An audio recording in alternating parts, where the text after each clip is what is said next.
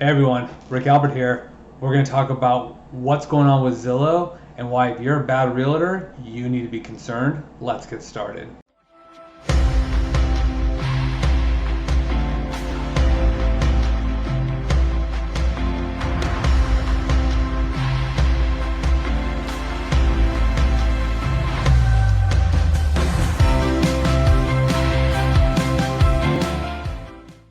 Okay everyone, so for those that have been following what's going on with Zillow, they are becoming an even bigger powerhouse than they were before. They're already the #1 website for searching for property for consumers.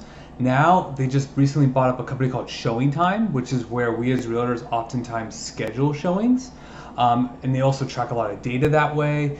They are also talking about becoming their own brokerage, meaning they're going to have their own agents, similar to what Redfin does as a model. They've also started up their own lending services. They're flipping houses, right? Zillow, buy my home, which, by the way, I've done it. I can talk about that in a different video. We never actually finished the process, but we at least got the conversation started. I can tell you my experience with that. But what does that mean? What does that mean as you as a consumer? Should you be scared? The answer is no. As a matter of fact, I'm kind of excited about it. If you didn't see this coming, by the way, then you must have been living under a rock, right? Because there's only one way to grow. So you keep it adding on more and more services.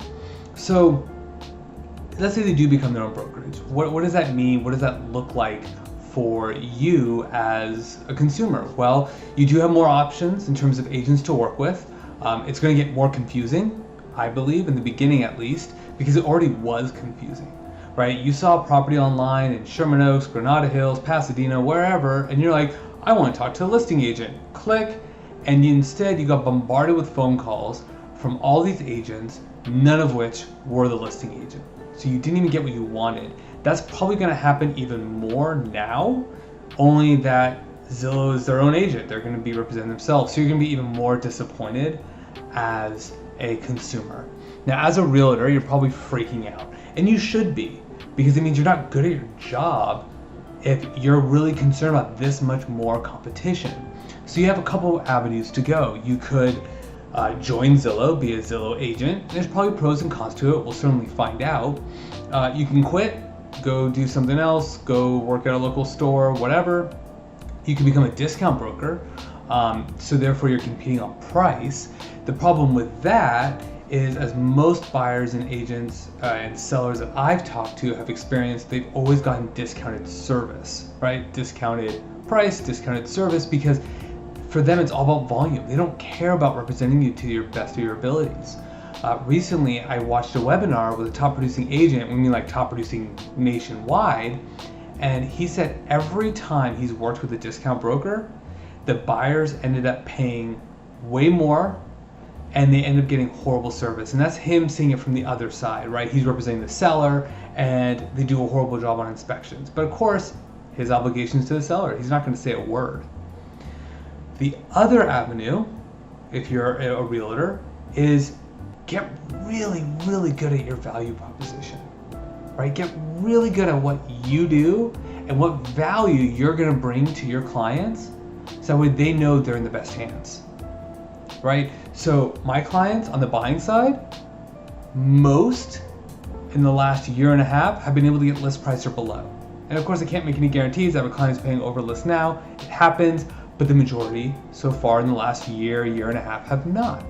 It's been kind of an interesting, approach. You look into house hack. Not all Zillow agents have ever house hacked a home. I've house hacked 2 here in Los Angeles. Now if you think about selling a home, right? Because they're discount brokerage, therefore they're going to give discount services. They may not do the floor plans, the professional photography, the mass wide distribution to all the other agents, right? Because they're a discount brokerage, so they're hoping to actually get both sides of the deal to make up that difference. Whereas agents like myself, our job is to get the home sold. I don't care if the other buyer is represented by an agent or not. My job is to get it sold, and I do whatever I can to make that happen. Professional floor plans, sometimes we'll do a virtual tour, sometimes we'll do a video, it really just depends, but we go the extra mile, and that's part of the value add that I would bring as an agent. I would expect other agents to do as well, especially because competition's getting harder. So it's going to be really interesting what's going to happen going forward. I'd love to get your thoughts, whether you're an agent, whether you're a buyer, seller, whatever. Zillow's not going anywhere, and it'd be really interesting to see what they do. And I really, really hope the best for everyone. Stay happy, stay healthy, stay safe. I'll talk to you guys next week.